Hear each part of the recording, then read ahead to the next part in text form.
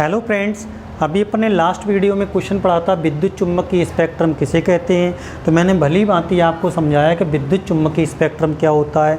उसमें हमने सीखा भी कि दो पार्ट होते हैं, दृश्य स्पेक्ट्रम एक होता है, अदृश्य स्पेक्ट्रम होता है।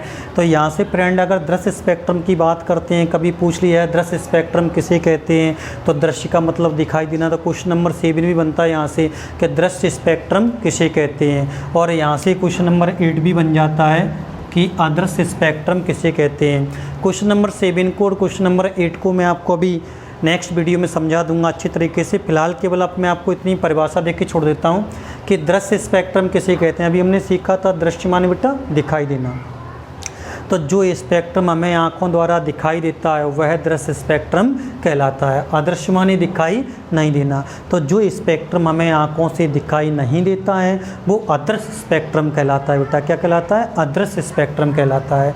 अब यहाँ पर अपन देखेंगे कभी जैसे विद्युत चुम्बकीय स्पेक्ट्रम में अगर ऐसा पूछ ले कि तरंग दैर्घ्य और आवृत्ति का बढ़ता क्रम लिखिए, तो तरंग दैर्घ्य का बढ़ता क्रम तो आपके सामने लिखा हुआ है, लेकिन आवृत्ति का फॉर्मूला होता है न्यू। न्यू को बोलते हैं आवृत्ति, लैम्डा, लैम्डा को बोलते हैं तरंग दैर्घ्य। तो इसका मतलब बेटा ये होता है कि आवृत्ति का तरंग दैर्घ्य के साथ उल्टा रिलेशन रहता है, यानी व्युत क्रमानुपात का रिलेशन रहता है। आवृत्ति का तरंग दैर्घ्य के साथ व्युत क्रमानुपात का रिलेशन रहता है।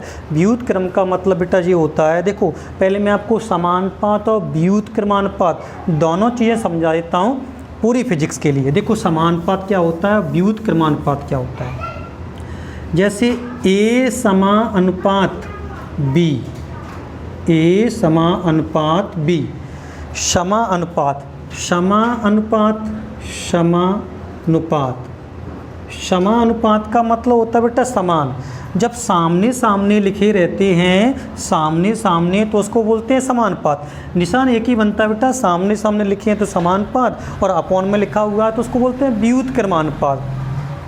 समानुपात का मतलब बेटा समझ लीजिए, पूरी फिजिक्स के लिए समझ लीजिए ताकि आपको दिक्कत ना आए। जैसे A समानुपात B लिखा हुआ है, तो समानुपात का मतलब होता है समान, यानी अगर A अपना 2 टॉफ़ी खाएगा तो B भी अपना 2 टॉफ़ी खाएगा। A अपना 2 बिस्कुट खाएगा तो B भी अपना 2 बिस्कुट खाएगा। A अपना 2 चांटे खाएगा तो B भी अपना 2 ही चांटे खाएगा। उसको तीसरा मत मानना, बुरा मान जाएगा वो। तो यहाँ पे समानुपात का मतलब समान होता है। अगर ये 2 रोटी खाएगा तो ये भी 2 रोटी खाएगा। अगर इसकी शादी हो गई होगी तो इसकी भी शादी हो गई होगी। अगर ये कुबारा मरेगा तो ये भी कुबारा मरेगा। इसके पास अगर 1 लाख रुपए होंगे तो इसके पास भी 1 लाख रुपए ही होंगे। इसका मतलब ये समानुपात होता है। तो समानुपात में कभी भी कोई चीज़ बताऊँ मैं आपको पूरी फिजिक्स में, तो वो हमेशा बेटा समान ही रहेगी। समान, अगर B का मान अधिक होगा तो A का मान भी अधिक होगा, और B का मान अगर कम होगा तो A का मान भी कम होगा। ये तो हो गया बेटा समानुपात का मतलब। अब व्युत्क्रम में क्या होता है, जैसे A व्युत्क्रम B, A व्युत्क्रम B 1/, में लिख देते हैं बस, कल उसको अपन व्युत्क्रम पढ़ते हैं, निशान एक जैसे होता है। इसका मतलब व्युत्क्रम, व्युत्क्रमानुपात। और व्युत्क्रम का मतलब आप 10th क्लास में सीखे होंगे बेटा, व्युत्क्रम का मतलब उल्टा होता है। व्युत्क्रम माने क्या होता है? उल्टा। उल्टा का मतलब क्या बेटा? व्युत्क्रम जहाँ भी लिखा होता है, बटे में कोई चीज़ लिखी होती है वो हमेशा व्युत्क्रम कहलाती है। और व्युत्क्रम में क्या होता है बेटा? व्युत्क्रम में उल्टा होता है। जैसे अगर ये B अपना करोड़पति है तो A बिल्कुल गरीब होगा। B ने अगर खाना खा लिया होगा तो A बिल्कुल भूखा बैठा होगा। B की अगर शादी हो गई होगी तो A कुंवारा होगा। तो बेटा इसमें उल्टा रिलेशन रहता है। अगर B अपना पैसे वाला अमीर है तो ये A अपना बिल्कुल गरीब रहेगा। तो इसका मतलब क्या होगा? व्युत्क्रम में उल्टा चल रहा है कि नहीं चल रहा? बिल्कुल बिल्कुल उल्टा चल रहा है ना। इसका मतलब देखो फिजिक्स के तरीके समझो। जैसे B का मान अधिक होगा तो A का मान बहुत कम होगा, और B का मान अगर कम होगा तो A का मान अधिक होगा। तो बेटा अब कुछ नहीं है, तरंग दैर्घ्य का विद्युत चुम्बकीय स्पेक्ट्रम में अगर तरंग दैर्घ्य का बढ़ता क्रम पूछे तो आपके सामने लिखा हुआ है। निशान सब ऐसे कैसे बनाना, जैसे बने हुए हैं, गामा किरणें, एक्स किरणें, पराबैंगनी किरणें, दृश्य प्रकाश, अवरक्त प्रकाश, लघु रेडियो तरंगें और दीर्घ रेडियो तरंगें। अगर आवृत्ति का बढ़ता क्रम पूछता है तो आवृत्ति का फॉर्मूला होता है न्यू व्युत्क्रम लैम्डा, यानी 1/λ लिख देते हैं। अब लैम्डा को बोलते हैं अपन तरंग दैर्घ्य और न्यू को बोलते हैं आवृत्ति। अब जो तरंग दर के बढ़ते क्रम में अपन साफ साफ देखो, सबसे लास्ट में क्या, दीर्घ रेडियो तरंग, यानी दीर्घ रेडियो तरंगों की तरंग दर कैसी होगी, सबसे ज़्यादा।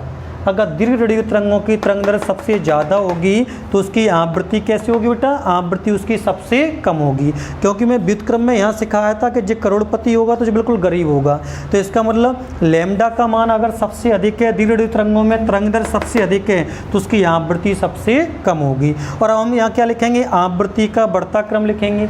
आवृत्ति का बढ़ता क्रम लिखेंगे तो सबसे पहले क्या आ जाएगा, सिंपल सी बात है बेटा, पीछे से लिखना स्टार्ट कर दो उसको। जब भी आवृत्ति का बढ़ता क्रम लिखो तो पहले दीर्घ रेडियो तरंगों को लिख दो, निशान जैसे बने हैं वैसे के वैसे ही बने रहेंगे, उसमें कुछ नहीं करना है, बस पीछे से लिखना स्टार्ट करना है आपको। निशान जैसे बने हैं वैसे ही बने रहेंगे, निशानों में कुछ नहीं होगा। सबसे पहले आएगा अपना दीर्घ रेडियो तरंगे, उसके बाद आ जाएगा अपना लघु रेडियो तरंगे, और उसके बाद आ जाएगा अपना अवरक्त प्रकाश, उसके बाद आ जाएगा अपना दृश्य प्रकाश, उसके बाद आ जाएगा अपना परावैंगनी किरणें, उसके बाद आ जाएगा अपना एक्स किरणें, और उसके बाद आ जाएगा अपना गामा किरणें। तो निशानों में बेटा कुछ नहीं करना है, जैसे निशान बने हैं वैसे ही लिखेंगे, बस केवल पीछे से लिखना स्टार्ट करना है। आवृत्ति के बढ़ते क्रम में पहले दीर्घ रेडियो तरंगे, फिर लघु रेडियो तरंगे, फिर अवरक्त प्रकाश, फिर दृश्य प्रकाश, फिर परावैंगनी किरणें, फिर एक्स किरणें, फिर गामा किरणें। यहाँ पे जाके बेटा अपना कंप्लीट हो जाता है। अब देखेंगे अपन, जैसे क्वेश्चन अगर पेपर में पूछ ले कि विद्युत चुम्बकीय स्पेक्ट्रम में सबसे कम तरंग दर किसकी है, तो आपका आंसर क्या रहेगा, गामा किरणें। विद्युत चुम्बकीय स्पेक्ट्रम में सबसे अधिक तरंग दर किसकी है, तो आंसर क्या रहेगा, दीर्घ रेडियो तरंगे। अगर ऐसा आ जाता कि विद्युत चुम्बकीय स्पेक्ट्रम में सबसे कम आवृत्ति किसकी है, तो आवृत्ति आप यहाँ लिखोगे सबसे कम आवृत्ति, तो सबसे पहले नंबर पे क्या आ जाएंगी, दीर्घ रेडियो तरंगे। तो आवृत्ति क्या होगी, दीर्घ रेडियो तरंगे। विद्युत चुम्बकीय स्पेक्ट्रम में सबसे अधिक आवृत्ति किसकी है, तो गामा किरणें सबसे आखिरी नंबर पर पहुंच जाएंगी, तो सबसे अधिक आवृत्ति किसकी होगी, गामा किरणों की होगी। समझ में आ रहा है फ्रेंड्स, तो पढ़ते रहिए मेरे चैनल से। Okay, thanks.